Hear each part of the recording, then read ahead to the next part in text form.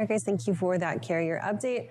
Right now, it is the first Friday of the month, which means that we've got employment numbers in from John Kingston. He's joining us now to talk about it. John, where are we sitting right now with the direction with the employment is heading? Where am I sitting? I'm sitting in my basement. But as far as employment in the truck transportation, it actually went up again by 800 jobs. Now that is not a lot, but I think you need to kind of look at the big picture. They plummeted in April 2020, obviously because of the pandemic, and since then there has been an increase in truck transportation jobs every single month but one.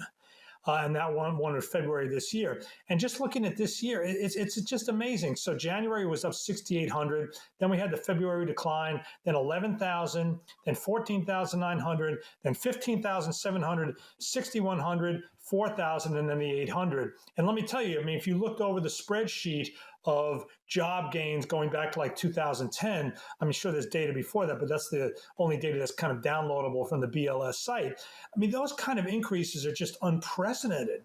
So the truck transportation sector has a lot more people working in it today than it did. So again, I ran the numbers, 71,000 new jobs in the past year, 136,900 in the past 2 years. So, it might be running out of steam a little bit. This increase was easily the smallest this year, except for, again, the 1 month that was a decline.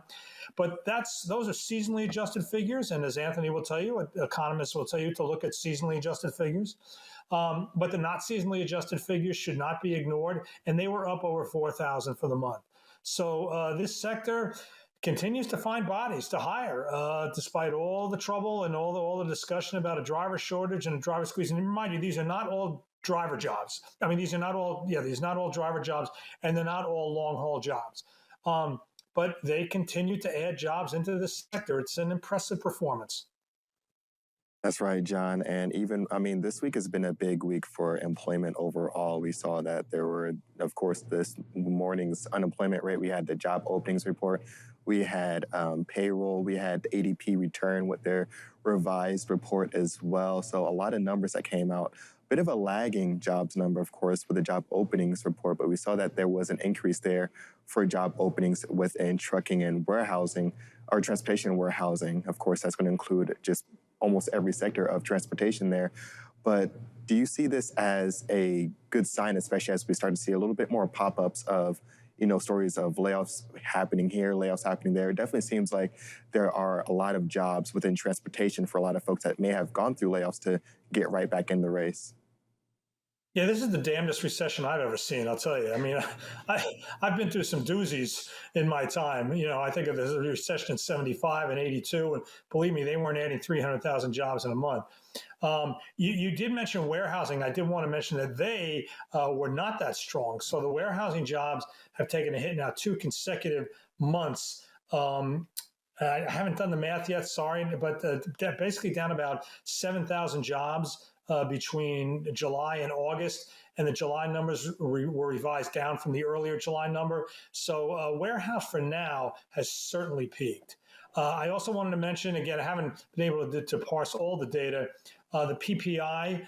Donnie was talking about the PPI for trucking. The PPI in the truck transportation sector is down for the last 2 months. So, and we're not really surprised by that. If you look at the FreightWaves data on rates, that's not, you would expect that number to be down, but that had been up. It was in 140.6 was the index in May of 2020. That was the recent low water point. And now it's up to like 200. It got up to 203.9 2 months ago, and now it's to a 1.9. So we have definitely seen a little easing in the cost structure for trucking. And really, you talk about leading lagging indicators. Given the data that FreightWaves has, that is kind of a lagging indicator. We've known that already, that the cost of trucking is going down. But that's just kind of a rate number. The PPI number tries to be an all-in number. So, John, I kind of want to pick your brain a little bit around the classification of jobs added versus layoffs.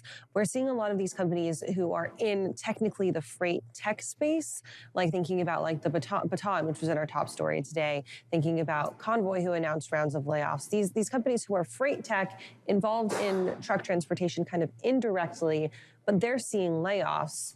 Do those count towards truck transportation numbers, or are they counted towards technology, or where do those lie? Do we know?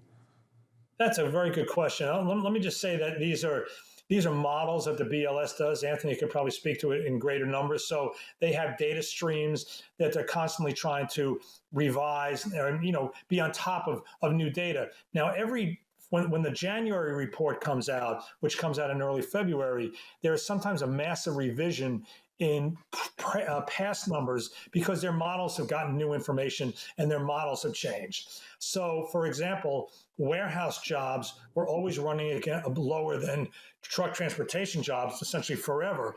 There was a huge revision in early February, and suddenly there were more warehouse jobs than there were truck transportation jobs. And that kind of question you ask is the type of thing that the BLS is constantly trying to do. They're always looking for new data sources to be able to count those jobs, because obviously, if you're working with somebody like Convoy, if you're working with somebody like Baton, is that as clear a truck transportation job as if behind the wheel for Schneider? So it's a good question, and I would say that the BLS economists probably look at that kind of question all the time.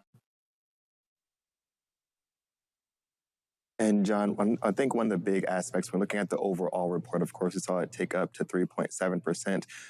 So not too much of a shift here in the overall unemployment rate. But one of the big things that we did see that I see as a huge positive is that there was a slight uptick for the participation rate. When we look at this, it's still well below the pre-pandemic level, but we are still seeing an increase. Are there any significant takeaways that you see from the overall workforce that we're seeing right now when we're looking at that participation rate going up? Also, we also saw that the average age of the workers going down. I can only think that this means a lot more retirements happening. What are some of the initial takeaways just from the overall report this morning? Yeah, well, when the report comes out at 8:30, of course, the first line I go to is the truck transportation line. And then I looked at the headline number, and I thought, again, like I said before, this is quite a recession, adding 100,000 plus jobs. And then I hadn't looked at the participation number, and I saw that the unemployment rate had picked up even with an increase of 300,000 jobs. And I will tell you, I've probably never been so happy to see an increase in the unemployment rate, because I knew with that kind of higher number, that could only mean that more people were in the workforce. That if you added that many jobs and you still had an increase in unemployment, in the unemployment rate, that could happen was with a greater pool of workers, and the fact that it's dropped, the age has dropped as well. I mean, I quite frankly think that that's great news. And there's a lot of evidence and data out there that people aren't unemployed because they lost their jobs due to the vaccination or whatever, but there's still a lot of lingering health issues out there that didn't just snap back when we kind of got back to normal activity. And that certainly has, I think, put a squeeze on the size of the labor force. The fact that it grew last month is terrific news. The last question kind of on that thread, of course, is are we still seeing any folks holding out kind of on maybe money that they banked during the pandemic and kind of being slow to enter back? And with that, when they're looking to re-enter the labor force, obviously truck transportation has done a really great job of being attractive to talent with wages, with benefits, and with now stability in their employment. So are we seeing more people who are maybe out of truck transportation prior to the pandemic now entering? Not really sure. Anecdotally, looking at social media, drivers saying these rates are no good and I'm going to park my truck. If you're a company driver, maybe there are more jobs going that way. But there's lagging data on over the road drivers, which I haven't looked at yet, and it'll be interesting to see what that is. So all I know is that the headline number indicates that this industry is still hiring, even if some sectors, particularly over the road, because of low rates, there are some people who decided to hang it up for now.